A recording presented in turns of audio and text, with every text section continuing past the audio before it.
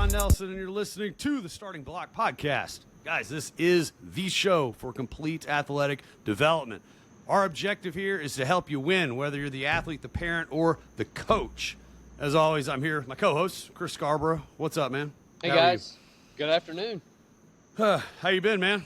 It's kind of been a minute. I hadn't talked to you since I think we had Tony Holler on. What's up? Yeah, no. Yeah, about the same old thing, John. I think we've both been a little bit busy with on different parts of the, different aspects of business and that sort of thing. And, same old thing, different day, but just a little bit busier. Yeah. How about yourself? Oh, just working, kicking ass, getting jacked. Hopefully today I'll learn how to get tan after today. Nice. Fixing people. You know how it goes, man. Absolutely. It's back to school, in our industries for all you guys. I mean, most of you guys are coaches out there. You know how it goes. Back to school is always a hectic time. So now that we're back, kind of back to real life and summer's over, we'll probably see a little more consistency with stuff. But, yes. Yeah. So let's kind of cut the bullshit and get to it. If you're new to the show, guys, welcome. Appreciate you joining. We are different than your standard podcast. We actually have multiple shows within the show. So the first show you'll hear from us is going to be a Q&A. That's going to be a bi-weekly episode where Chris and I take the questions you submit to us and we'll break them down. Those questions can be related to anything that we discuss on the show, from the training, performance, the rehab. We will attempt and do our best to answer questions regarding the guests, depending on who they are. So don't be offended if we can't answer them. We'll do the best we can. But guys, we have had a little change in structure. So the best way to submit your questions to us is going to be through social media. You can reach me at FarmerJohn_ELP. And Chris, where can they reach you?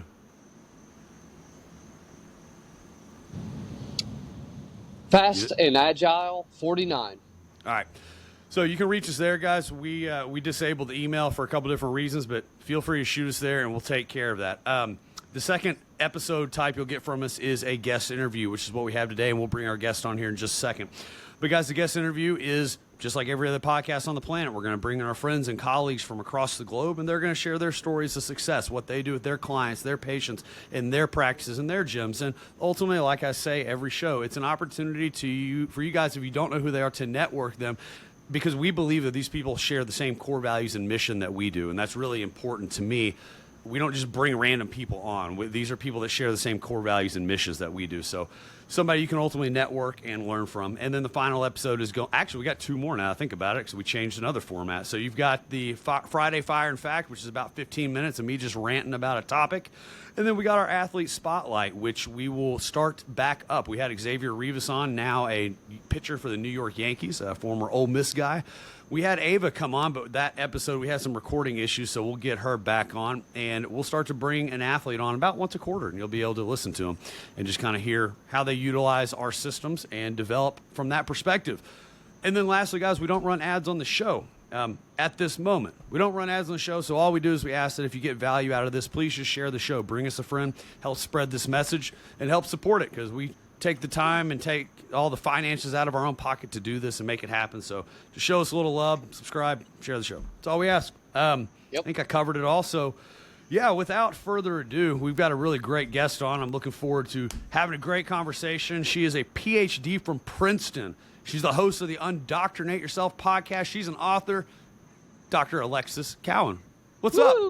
How are you, Dr. What's Alexis? up, guys? I'm glad to be here. I'm excited to chat. I'm actually now working with a cohort of about a dozen professional athletes on some quantum biology and mitochondrial optimization protocols, and so I'm excited to, if we want to go down that route, talking about like the implications on athletics for these types of protocols and how you can really improve your baseline from an injury prevention standpoint and a performance optimization standpoint. So I think there's a lot of low-hanging fruit to be had. Absolutely. Yeah, a lot of big words already. We're not PhDs from Princeton, Alexis. Yep. I didn't use any big words. And she, for those of you guys that are listening on audio, I got to give her a shout out for your shirt. The Make Mitochondria Great Again. That's an awesome, awesome shirt. Yes. Is that available for purchase anywhere? It is. I made them, and I'm selling them through my Instagram. People can go to my link in bio and buy it. It comes in red, black. There's also like a muscle tee and a women's tank as well. Heck yeah. Okay, well, we might as well just go ahead and drop what your Instagram handle is. Where can they find you? It's at Dr. Alexis Jasmine, Jazmyn, and that's where I'm most active. I'm really active in stories. I post almost every day. And in my link in bio, they can find basically products that I personally use and recommend, as well as different resources to learn from me and kind of share space. Cool. Cool. By the way, along that same line, real quick, a lot of the things that we probably will discuss today, one of the resources, Dr. Alexis, that I have is your Lux. But tell me exactly, it's the Lux. Lux Living Health Optimization Handbook. Yeah. Yes, and it's really kind of an all-encompassing resource. But unlike John was saying, I actually could understand it, which was great. And I think for the most part, I believe it's one of those things that for people like myself and John, it's probably the best resource because it does not go over our head. It's like, okay, this gives us all the different basics of of light, water, magnetism, and even a little bit into some of the other aspects of health that are very, very important. But they're also available on that as well. I mean, by the way, I know we'll get into those things, but while we're plugging things on your page, that's one that I personally own that I'm going to recommend right off the bat as well. So yeah, thank you. Yeah, I wrote that a few weeks ago because I think there was a lack of a very simplified resource in the quantum biology space, and oftentimes I'll have just people in my DMs asking me the same questions over and over again, and I'm like, I just need to create a resource that will answer everybody's questions, that people who are beginners and new to the space can purchase for a low cost and just be able to kind of immerse themselves in the basics of like, what is quantum biology? What is mitochondrial medicine? How do you support your mitochondria? What are mitochondria? What are the basic inputs that you need into your environment that are going to help you create health at a very foundational level? And that's basically what that resource is. So I'm thrilled that I've been able to actually put that out, and it's been like immensely popular over the past few weeks too, which is very humbling and also exciting. It seems like a lot of people are becoming interested in these topics, and I'm very encouraged by that. Yeah, people are starting to dig. It's no different than just kind of what we see across the board with different political situations or different community situations. Like, people are starting to look for different answers because the systems have failed them, right? And health has failed people. The Western medicine culture. Now, there have been some great things happen. Absolutely, I'm not hating on everybody by any means, but for a lot of folks, the Western medicine culture has failed them, and they are starting to seek alternative, even though it's not. I hate that we even have to classify it as alternative, right? Like, yeah. I'm pretty sure God didn't mess up when he made the sun. Like, I think the sun was there for a reason, right? So it's like, it's not even an alternative, it's the way that it should be. But people are starting to reach out, and I would say, like, I get questions on a weekly basis just regarding light. People don't always bring up the quantum biology side, but they're always wondering. They're asking about red lights. They're asking about getting out in the sun. It just basic things like sunscreen. They're asking, like, what's going on here? Sunglasses. Just conversations we didn't have 10 years ago. So I think it's really cool that you're starting to see that change, and you're leading the way for sure. I mean, the work and information you put out is awesome. So thank you for all the stuff you put out there. It's great, and making it make sense. I mean, it's my pleasure, and I'm really very inspired and influenced by Dr. Jack Kruse, who I know has been on your show, and I found his work last April of 2023, from his appearance on Rick Rubin's podcast, Tetragrammaton, with Andrew Huberman. I highly recommend anybody who hasn't listened to those episodes. It's like a 10-hour-long podcast, isn't it? I literally listened to that like 5 times in a row after I found it, and I was just like, my jaw was on the floor the entire time because, I mean, think about it. Before I found that podcast, I was basically, in science for about 10 years in research and like very intensely studying. I worked in a metabolism lab at Princeton, and I was really interested in the microbiome, and I thought I had things kind of figured out. And then when I found Dr. Kruse's work, everything was just reframed in a very meaningful way, and I really started to understand at a very foundational level why these aspects of light, dark, water, and magnetism are actually at the base of that pyramid of health, and it's not diet and exercise like our society really champions. And I think, if that were to be the case, we would see that, our obesity rates would be going down, our chronic health pandemic or epidemic, however you want to say it, would also be improving, but things are actually moving in the opposite direction. And I believe it's actually due to this misunderstanding of what health actually entails. I agree 100%. And you have a quote on your website that I love, that I know as soon as I saw that, I was like, this is going to be awesome. And it says health isn't merely the absence of sickness. And I think people, that needs to be out there more. I think people feel because they're not sick that they're healthy, and that's, this discussion leads way to that. Like you said, the things that we need in life, the water, the magnetism, the light, they're shunned, basically, for the most part. But along that line, so let's get in briefly. Let's just start with light, Dr. Alexis. Let's just start there, because that's the one thing I guess that everyone could do if they, just putting a little bit of effort into it. And I don't know, John, if you're okay with this, why don't we start with the early morning, the first thing in the morning, sunrise. Give us, kind of walk us through, what are the benefits of that, that early morning and versus a little bit later in the morning versus a little bit later, maybe even into the afternoon. What are the certain benefits specific to specific wavelengths of light? Yeah, so maybe I'll just start by describing what the modern indoor light environment is like, and then we'll compare and contrast that with sunlight at different times of day. So most people are sitting indoors most of their time, or they're in a car, driving to work, they're in a building, they're under artificial lights, whether it's LEDs, fluorescent bulbs, in front of screens, phones, computers, tablets, TVs.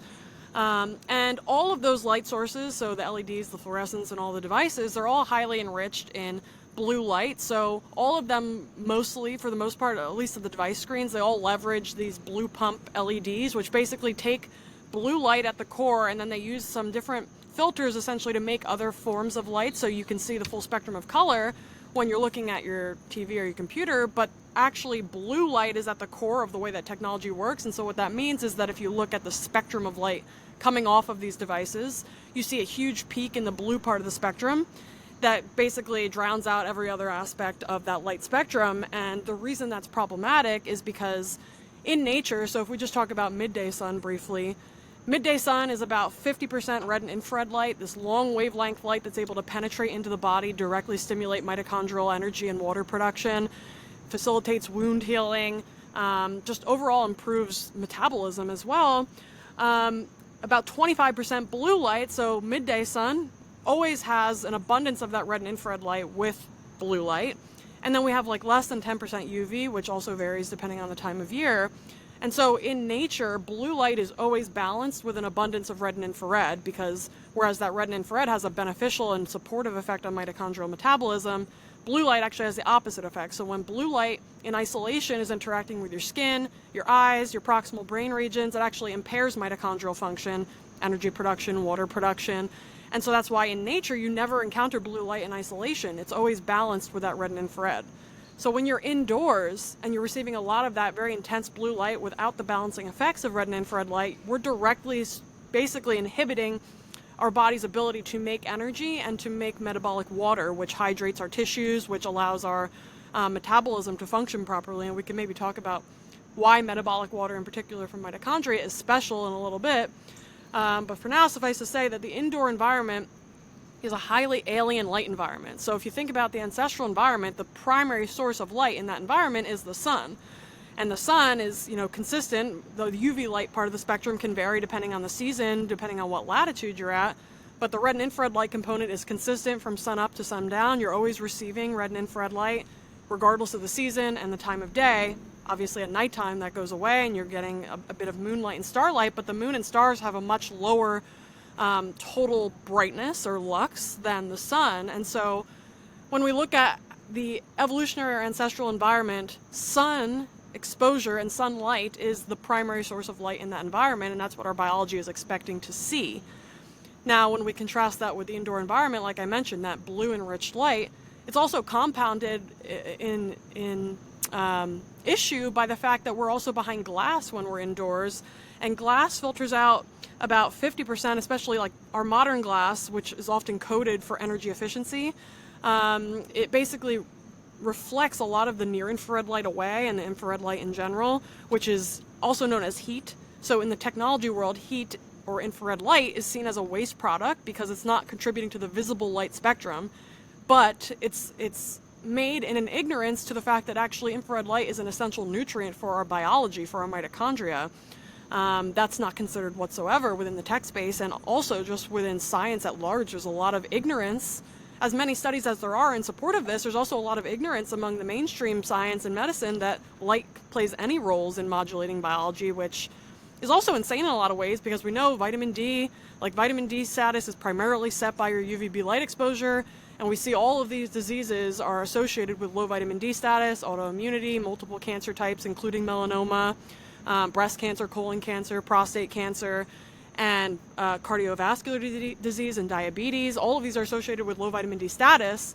And we also know that vitamin D supplementation doesn't actually improve outcomes on any of those metrics. And so it's really vitamin D serving as this biomarker of your UV light exposure.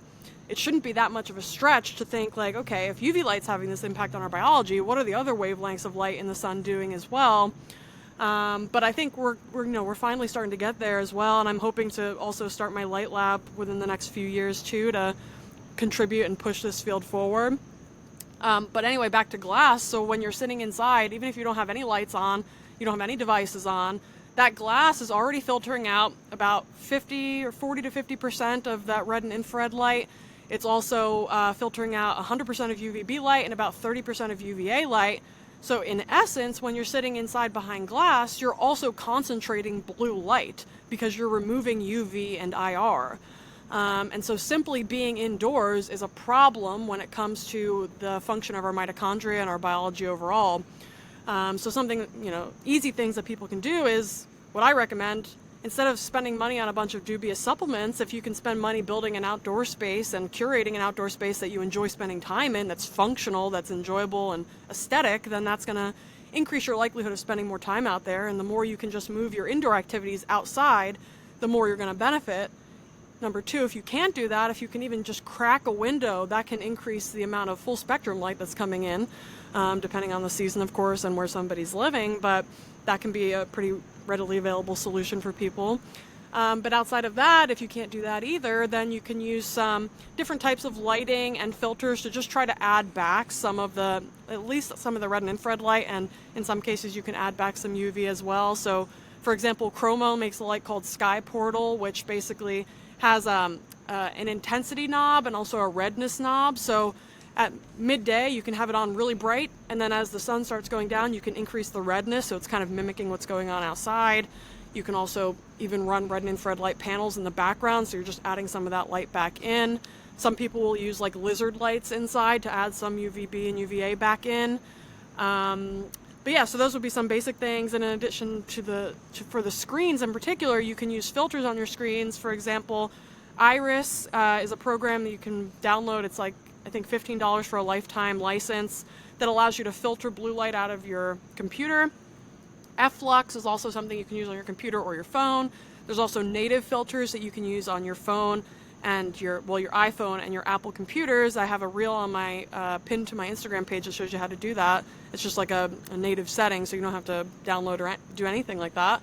And that allows you to make your screen just a bit more amber or red especially later in the day, because we really want to make sure that we're blocking blue light at night and avoiding blue light exposure at night as much as possible, because at nighttime we're really supposed to be getting darkness. And blue light is what really tells our body and our brains that it's the middle of the day. So like I said, 25% of midday sun is blue light. When that interacts with these light receptors called melanopsin, specifically melanopsin is tickled by blue light from the sun or from other sources, and that sends a cascade to the master clock in the brain that tells that master clock that it's the daytime. And so if we're receiving blue light into our eyes in particular, but also onto our skin at inappropriate times of day, for example, in the evening, that's a huge problem, because it's sending the signal to our bodies that it's the middle of the day when it's the evening. And now instead of going into this rest and recovery regeneration mode, we're now in this kind of alert, awake, and active mode. So we're never actually able to fully recover during sleep, in addition to blue light directly inhibiting melatonin release, which also directly impairs your ability to fall asleep, stay asleep, and get good quality sleep. So blocking blue light at night and making sure you're getting enough full spectrum light during the day is huge. And then you mentioned sunrise, so there's specific benefits at different times of day. Seeing that morning light is really important because it's highly enriched in red and infrared light, and there's basically no UV light there, and that's what really turns on your pituitary gland, turns on your pregnenolone production, which is the precursor to all your primary sex hormones, turns your metabolism, your mitochondria online, And then if you stay out into the UVA rise, which you can download an app called Circadian. Sarah Kleiner, I don't know if you guys are familiar with her, but she's also making an app called My Circadian. That's like a really cool app because it integrates everything from the Circadian app as well as the D-Minder app, which allows you to track your vitamin D production when you're getting a sunning session. Basically combines everything together. It also has a lux meter in there, which is really cool. Tells you how bright your environment is in using your like camera on your phone. But anyway, you can use that Circadian app to basically tell you what time UVA rise is. And so if you can stay out maybe 10 minutes before UVA rise and then 10 to 15 minutes after UVA rise, that UVA light tickles a different set of receptors called neuropsin that is also important for the circadian mechanism in the eyes and the skin. So that's what that morning light is really important from a circadian perspective.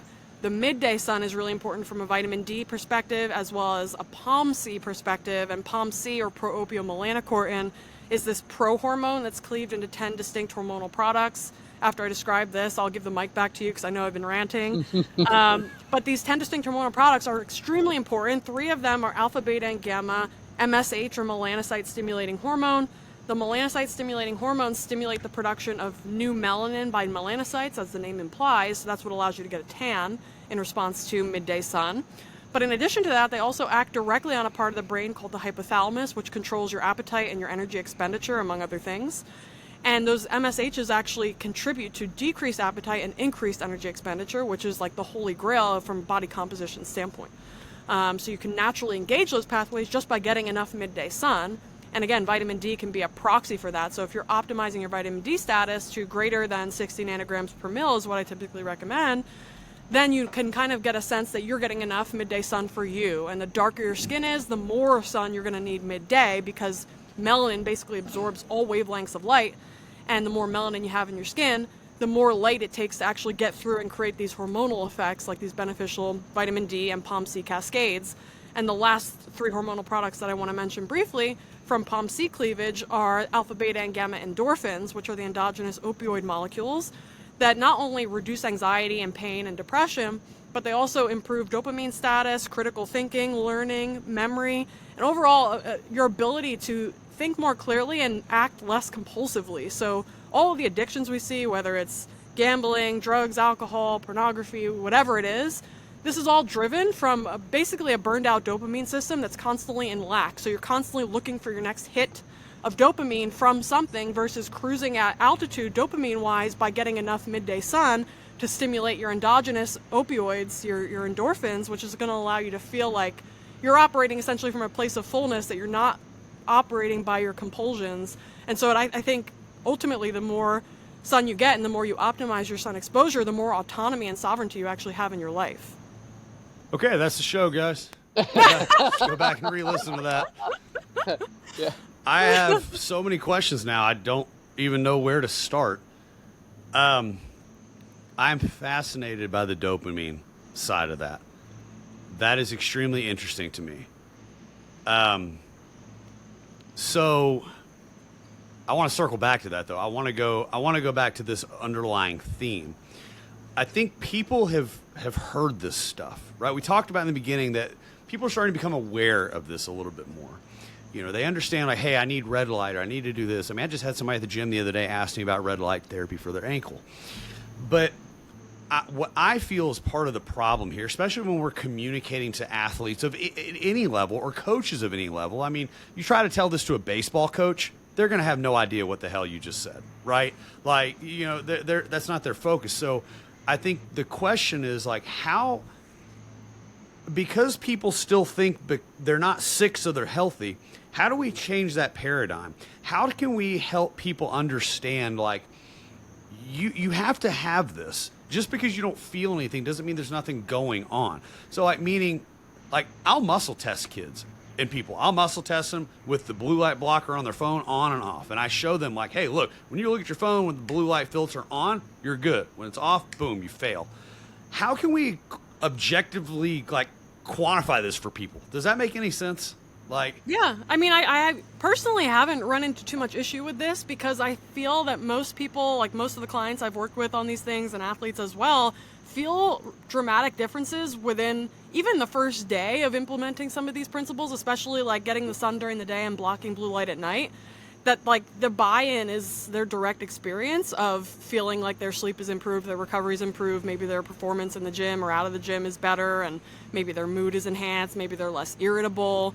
Those would all be like little signs that, you know, things are moving in the right direction, and people tend to pick up on that too. And I think especially today, a lot of people's sleep quality is really poor. Especially if, you know, you're a professional athlete and you're working out multiple hours a day. Recovery is everything in order for you to make sure that you can continue showing up, you know, in practice and in games. And so I think the buy-in is really like, if you care about being in your sport or just, you know, living a healthy life, you would really want to care about injury prevention and mitigation, and also increasing the rate at which you can recover from injuries, because that's going to basically take time away from you doing what you love to do. And especially if you look at injury rates in sports like basketball, which is among the worst of the offenders circadian-wise, because they're playing these extremely late games under awful lighting. They're always practicing indoors. They always have rubber-soled shoes on their feet, disconnecting them from the earth and the grounding forces that the earth provides, those free electrons that directly can power your mitochondria. And if you look at the soft tissue injury rates among basketball players professionally, they're off the charts next to basically every other sport. And it just all adds up when you think about this story. They're literally in the exact wrong environment to support especially the soft tissues, which are very mitochondrially dense. They require a lot of metabolic water from the mitochondria to keep them supple, essentially, and not brittle, because the moment those mitochondria aren't functioning properly, over time, that tissue becomes much more vulnerable to, you know, tears, especially the Achilles injuries, which are really common among basketball players. And that's a real sign of deep mitochondrial issues and a lack of grounding in that person's life. So I think that's like a really good buy-in for people, is just emphasizing how this can really support your recovery from injury. This can really support your ability to just show up better on and off the court or on and off the field. And people will notice the differences very quickly, in my experience. Well, yeah, I totally agree with the whole, you know, your assessment that, yes, I mean, most of the time you can get an immediate improvement. You know, when someone does, you know, it improves their light environment, it's like immediate, like one night, you know, 2 nights at the most, and you see a big difference. But I love the segue you just made into the athletic injury, because we have so many issues with John and I that we run into with some of our kids that have, you know, problems with, you know, this hurts, that hurts, you know, my knee hurts, like you were saying. And it's almost like kids, you know, regardless of age, it's like they're made of glass all of a sudden. John and I run into that all the time, you know, and you know, I'm much older than either of you. We did not get hurt for no reason. I mean, we had impact injuries, sure, but I don't remember anybody ever tearing an ACL, ever, you know. That was like something brand new. I mean, we had kids that broke bones, but those are usually with heavy impact, heavy collision. So, you know, kind of, if you don't mind, delve into that just a little bit more. I mean, as far as how, you know, from an athletic standpoint, I mean, is this the answer? Is this one of the big things that's missing? Yeah, absolutely. I think this is really, there's a few things. Number one, the deficiency of the red and infrared light frequencies in the indoor environment and most of the training environments as well, because, you know, even if you're doing strength and conditioning, that's usually also indoors under also crappy lighting, so you're not receiving that beneficial red and infrared light that's directly supporting your performance. So it's not only from an injury prevention standpoint, but also from a performance optimization standpoint, because those mitochondria are going to provide the energy that you actually need to support contracting muscle. So that's really important.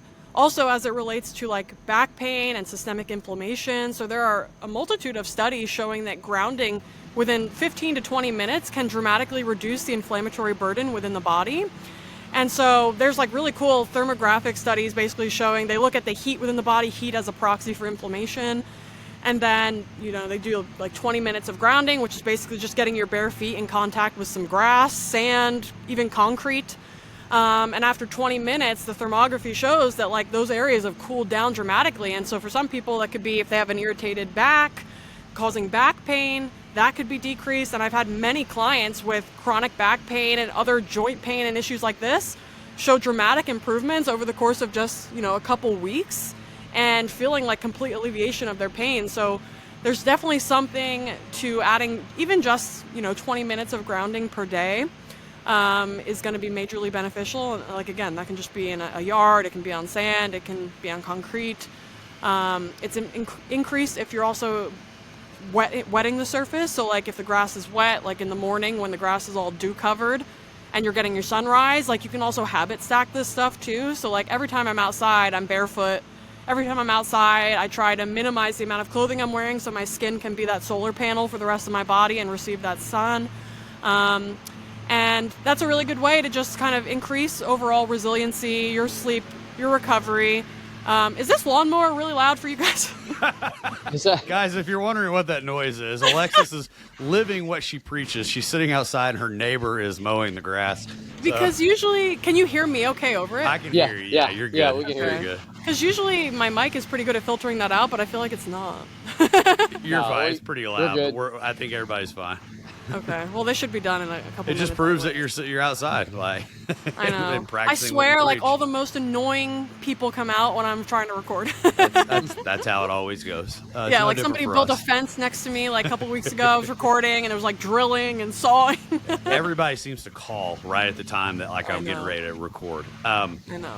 But anyway, so Yeah, go finish. I don't even know where we were. athletes are humans first, and so if we're not implementing Say that again.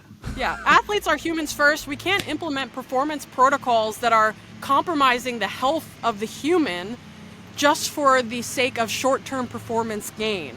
We really need to take a more long-term strategy when we're thinking about supporting an athlete if we care about that individual's longevity in their sport and their quality of life outside of the sport.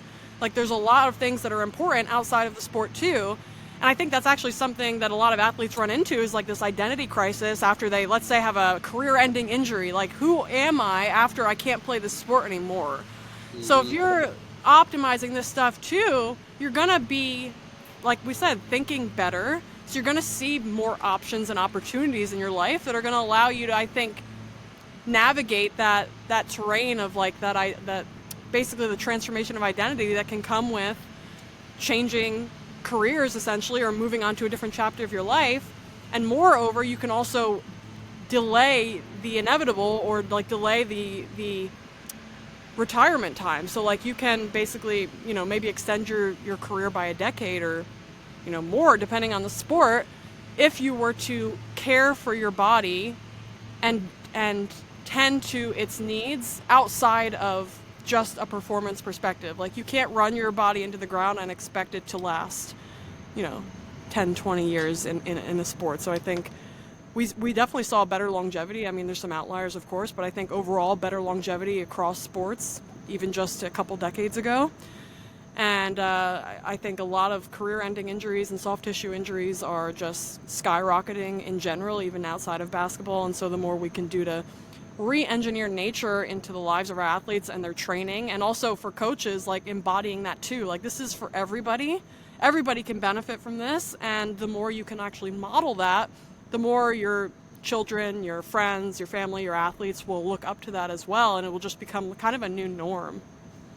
That we're going to go back, and when this is done, we're going to record without the lawnmower that statement that you made right in the beginning. And I'm going to use that as our social media clip. That was golden. But Sounds good. This is a great segue into the next question area I want to talk about is in the fields of athletics and rehab, there has definitely been a major shift recently to implementing more recovery type protocols. For example, I hear all the time people call our gym and they ask, what recovery techniques do you have? And so is there, obviously I know that you have really gotten into the cold plunge thing. So you got cold plunge, you got cryo, people ask about PEMF and these Normatec boots and stuff. Let's hear your experience with like the cold plunge and light and how all this is helping you in your recovery. Yeah, so maybe the first thing we can say is that this shift towards enhanced recovery may be a result of the really crappy environments our athletes are living in. People like they actually feel it. need Yes. Yeah, they need more recovery techniques and time to actually cope with the crappy environment. Yeah. So I think that's not a mistake at all. I think like that trend towards really thinking more about recovery and trying to, like, I don't know, bring more technology and innovative approaches to recovery. And I'm as guilty of it as resulting. anybody. I mean, 5 years ago, a kid would come and be like, I'm tired. I'm like, oh, bullshit. No, you're not. You're fine. Like, let's go. But now, like, as I've gotten into this world over the last 5, 6, 7 years, you're right. People feel it. I see it now, you know? Yeah. And I think it's incredibly important that more coaches and teams and schools implement these types of methodologies. Yeah, and then you can actually reduce your recovery time as well because you're increasing your recovery efficiency, and that's giving you time back. And like Dr. Jack Kruse talks about a lot, focusing on mitochondrial medicine is a way of gaining time back. Like, it's time dilation is what he likes to say. And in physics, that's basically like we're stretching time out, and that's essentially what that means is you're getting more time to do with as you please, whether it's playing your sport or spending time with family or doing a hobby or just living a longer time. These are all really, I think we just live in a society where our time is constantly being like vied for. And the more time we can get back to do with it what we please, I think it just increases quality of life immensely. And I think we're going to see, sorry, I didn't want to Yeah, no, interrupt fine. you, but like, I genuinely believe that in our lifetime, we're going to see a monumental change in lifespan of a human being. Without getting too totally trippy on you, like, we don't know even how long humans are how old humans can be. Like, I don't believe anything that we're told, period. Like, and so you're telling me now that with all the advancements, but our lifespan is decreasing, like, I fully believe that we're supposed to live longer than we have. We're pumped full of shit all the time, and we're put under all this bad light with all the bad food and everything else. But there are awesome medical advances, happening too, because there is a time and place for medicine. Yes, at a certain stage, but I think the advancement in this mitochondrial medicine is going to lead to a monumental change in the life expectancy of a human being. Am I wrong in that? I think so. I mean, from an acute trauma perspective, modern medicine is great. It can keep you alive in a pinch. It can help you Sure. survive. If I'm in a car wreck, don't put me in the sun. Like, Yeah, exactly. Like, there's a time and place, but we tried to apply that mechanistic reductionist model to chronic disease, and it's failing miserably because we don't actually understand what's causing the disease, the chronic disease epidemic, and it's because ultimately it's kind of inconvenient on one hand because society is structured in a specific way now that, people work 9 to 5. They're missing the best hours for sun exposure. They maybe live in cities where they don't have access to green spaces. We're very disconnected from nature, nature's rhythms, our biology. I do think that this kind of era is coming to a close, though. I feel like it's only a matter of time and people are starting to wake up, especially during COVID. There was I would say, like a quickening of that awakening process for a lot of people who were basically asleep to a lot of the corruption and the malincentives that were in place within medicine and the pharmaceutical industrial complex, and the plan backfired on them. majorly. So I am hopeful about that, and so I think we have so much that we can benefit from once we start embracing these principles. Like, yeah, I totally think from a lifespan perspective, from a health span perspective, from a quality of life and disease avoidance and an energy levels and a creativity perspective. Like, I think there's a lot of goodness to be had once we embrace this at a more societal level, and I think it's only a matter of time until we get there. But Man, this is so good. This is so good. This is such good stuff, Alexis. It is great. Yeah, This is absolutely. great. But I'm going to kind of back up just a little bit because I train a volleyball team. All right. So they have a lot of similar issues that you would with basketball. Right. So sorry, I kind of missed my opportunity to kind of ask this question when we were more on that topic. But right now, if we can get them outside training, if we can find a patch of grass, ideally if it's a patch of grass with some sun exposure right there, and get them to take their shoes off, that's probably the single best thing we could do in that 35 to 40 minutes that we have. Yeah, absolutely. There's nothing better than just being able to train outside and do whatever you were going to do inside. Re-engineer your lifestyle or your schedule to be able to do that outside. We'll see major payoffs from being able to do that 100%. Okay. Yeah, and that's kind of that's actually what I was actually leaning toward taking them anyway. The issue I'm running into is where? Where do I specifically Not find to this mention it's spot? 130 degrees in the south too. Well, that's so. true. That's true. But we do have shady areas, so that does help. But in case it gets that bad. But still, I mean, that's one of those take-home lessons, like you said, Dr. Alexis, that we could use right now. If we're gonna train anyway, we can get outside. If we can get in the sunlight directly, great. I know we can get in dirt and grass. I know that for a fact. I know we can get them to take their shoes off. Those are things I know we can do. Will it be the ideal terrain? Probably not. That's the one drawback I'm going to have. But even then, I would think that this is something most people could put into practice, even if they're not, training to be a volleyball player.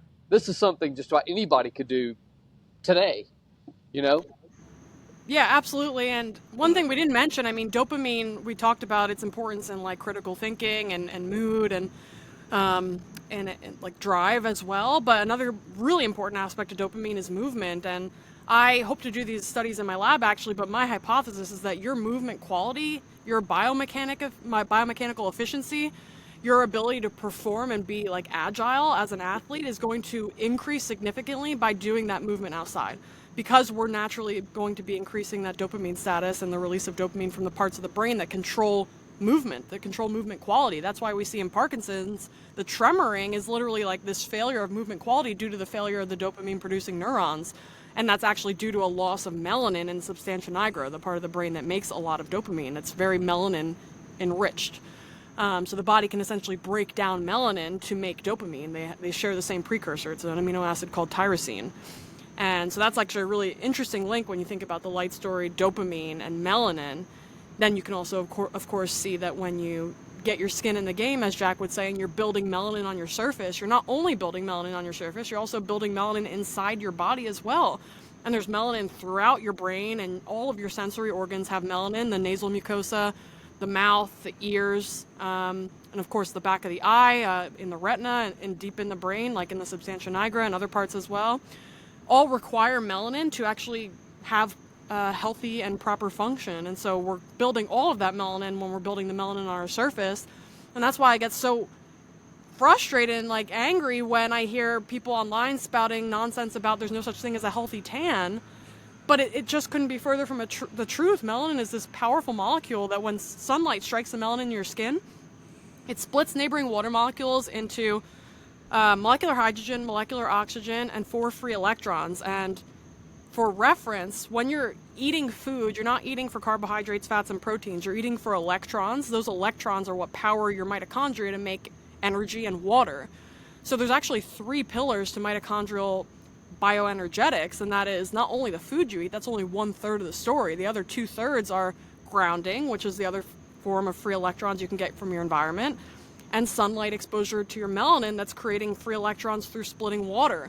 And so if you're leveraging all 3 of those at the same time, if your diet is dialed in, you're eating a nice seasonal local diet that's supporting your mitochondrial function, and you're working out outside with your skin in the game, skin in the sun, your bare feet on the ground, that's like the perfect trifecta that's going to support your mitochondria to basically be superhuman. Your performance is going to go through the roof over time. And I've personally noticed that like basically I don't get any soreness if I do my workouts outside. We have like a Olympic weight set that I'll bring out into the yard, and we also have a garage gym, so you can open up the garage and get some indirect light as well. Indirect light's still beneficial. And it's just really great from a performance standpoint, from a recovery standpoint, to be able to leverage that. So if that's possible, that's absolutely something that people should be leveraging. And I'm working with a couple gym owners to build new facilities to help them engineer their facilities to be more conducive to quantum biology and mitochondrial health, essentially. And so I think that's the future of this. Yeah. I'm on board. We can bring that down to the south. Yeah. Yeah, you just made me connect a really crazy dot. When I train at the house, we have the same thing. My gym is in the garage. I just realized I don't ever get sore. That just clicked with me. Huh. Okay, that makes total sense. That makes total sense. But yeah, I do want to ask you. Maybe I'll ask you off air about it. But I do want to ask you about like making gyms a little bit more, quantum biology based. But the thing I definitely want to discuss while we've got another 15 minutes or so with you is I call it the new CrossFit cult. and that is the ice bath and the cold plunge. And I know you have joined that cult and you're a huge fan, so I am. let's go down that rabbit hole. You mentioned it before, and I meant to circle back, but it's fine. We're back here now. So cold is, I mean, Dr. Jack Kruse talks about cold a lot. Cold is a really important stimulus to leverage. I think basically anybody can benefit. If you have a chronic illness or you're very burned out nervous system wise, it should be something you gradually are building up to. I wouldn't go from 0 to 100. Like I wouldn't go from never doing anything to going into an ice bath. I think that's a bit too stressful. You can think of cold the same way you think of exercise, sauna, or any hormetic stressor that's creating a stress in the body, that's creating an adaptive response that builds your resilience. But if you're operating from this very, like a place of a lot of deficit, then it could just push you over the edge and can cause more issues than it can help. But for people who are relatively healthy and looking to take things to the next level, leveraging cold is great. Specifically, cold water immersion is the most effective way to leverage cold because water has a very high specific heat capacity, meaning it can hold a lot of heat, which means that it basically wicks heat away from your body really well. So it's more effective at dropping your core temperature if you're in there long enough, but at least dropping your skin temperature and creating those adaptive responses that help to build your beige and brown fat, which are these metabolically active depots of fat that not only generate heat, but they also sponge up glucose and lipids from your bloodstream. It's also an important endocrine organ, brown fat, which helps to convert inactive thyroid hormone into active thyroid hormone. So it's really helpful from a thyroid hormone health perspective and maintaining essentially healthy metabolism and energy, which is what thyroid hormone is largely controlling, in addition to water balance within the body, essentially. And water, we didn't necessarily get into it, but it's kind of a whole can of worms. But water is really important for facilitating metabolism. It's like the most important thing for facilitating metabolism. And that's not the water that you drink, but that's the water that your mitochondria makes. That's the most crucial in that context. So what cold does is it's a very potent stimulator of mitochondrial metabolism. Mitochondria, again, they don't just make energy, they also make water, the metabolic water. They also make biophotons, so your mitochondria also make light. They make light in the frequencies of infrared and ultraviolet or UV as well. And that should actually make sense if you think about it from an ancestral perspective, because anywhere that gets cold in the wintertime, like gets a winter season, in the winter there's low UV light and the duration of sun exposure is much shorter because the days get shorter. And so what did our biology do to be able to deal with that environment? It leveraged cold to make its own light. So it basically, your mitochondria, in the absence of sufficient sunlight, can be their own suns. They can make the nutrients, the light nutrients that they need to function optimally. And so cold does that. So for mitochondria, it's a really important stimulator of their health. Outside of that, it also helps, if anybody's familiar with Jack Kruse's work and the idea of our body being full of semiconductors, which are essentially structures that can transmit light through the body. Like you can think of the collagen network and the fascia as this light superhighway that transmits light throughout the body. We just can't see it because it's retained within the system. But these semiconductors work better at cold temperatures. Melanin is also a semiconductor. So when you cool the system down, now semiconduction goes through the roof. It's the movement of electrons. It's the same way that all of our electronic devices work. It's electrons moving through semiconductors.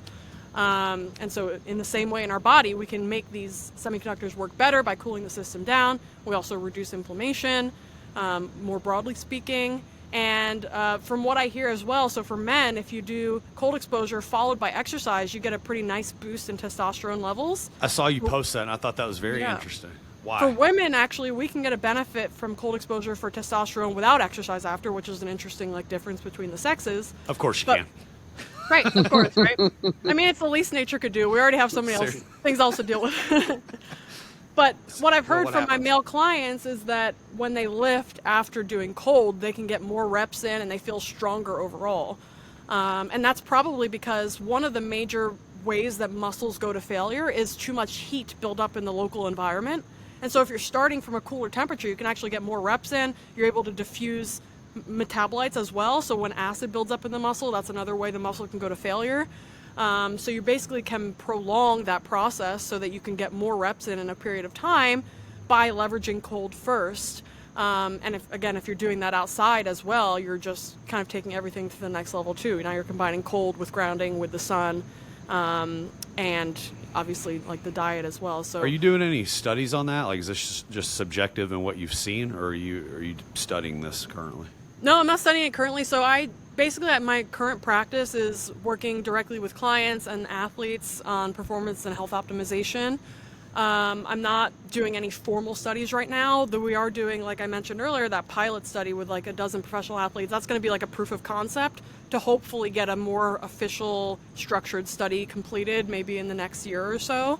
So I'm really excited about that because I think I'm already seeing anecdotally from my pretty large client base that this stuff makes a huge difference in people's lives and performance. And so it'll be really nice to structure that into something that we can publish and use as evidence to basically enact at a wider scale. Huge, and also quick. Yes. Again, like we were talking about earlier, a quick response, meaning you should notice a difference in a day or two. Yep. And mostly quickly. free too. Right, mostly free, exactly. So yeah. Yeah, I'm really interested in the testosterone thing because it has become its own pandemic or epidemic or whatever you want to call it. Like, oh yeah, I mean, the rates are plummeting, so I do find that interesting. Well, hey, I do have one other question I want to ask you if you got time and if you're willing to talk about it. If not, it's totally fine. I got time. But one of the questions I wanted to ask, and you, like I said, you kind of already brought it up, was like how can people like myself, Chris, our other coaches, like who we know this, we agree with you, how can we make our facilities more to the benefit of our clients and athletes? Because I feel like shit when I leave work, and I know it's because of all the lights there, and my facility's insanely bright. What can we do to work on that? Do I just replace these with red light bulbs? Like, how can we do this? Yeah, so I mean, it's a little bit tricky with existing facilities. Like, I'm helping one client build a new gym from scratch, which is much easier because we can just put in what we want from the beginning. So for example, like we can build a nice outdoor workout space that he has available so people can just go out there during the day, and then we don't have to worry about trying to mimic what nature's doing. We can just put you outside. When you're inside, the main things we want to think about doing are adding red and infrared light back in, and adding UV light back in if we can. So one thing that I actually know somebody who's building a house right now that's like quantum or mitochondrial aligned, and he's putting skylights in all of the rooms that are made of quartz glass. So quartz glass is a special type of glass that transmits the full spectrum of sunlight. It doesn't block any one part of the spectrum. And so that's a really great thing to leverage if you're trying to be indoors but to bring the outside inside essentially. It's pricey, I'm not going to lie, but I think as this area starts up and coming, we'll probably find technologies that are going to make it more affordable and more readily available once the demand is there. I would guess the demand is relatively low right now because a lot of people don't know about it. So if you can incorporate quartz glass, you have the resources and the ability to do that. I think that's a great idea. Otherwise, you can add, so there's a company called Nira that Scott Zimmerman created. He makes basically light bulbs that have added back in the near infrared part of the spectrum. They're not super bright, but they're definitely very good for like a desk lamp type of situation. For overhead lights, I think he has some larger bulbs that can be used for overhead. You can also find some full spectrum lights on websites like Block Blue Light. They make canister lights that you can put into like recess lighting that add back some of the infrared and red. So you're not receiving that harsh blue light in isolation that's harmful to your mitochondria. It's more of a balanced output. So I would say those canister lights would be a great idea. I actually have a discount code with them as well if you end up being interested in that. It's in my bio link. And so that would be good for the red infrared front. For the UV front, there's not a really great solution for that. Like I mentioned, the lizard lights, they do have UV light added into them. They do get very hot though, so you want to make sure you have a fixture that can handle them and that you're not like melting your lamp because they can really warm up.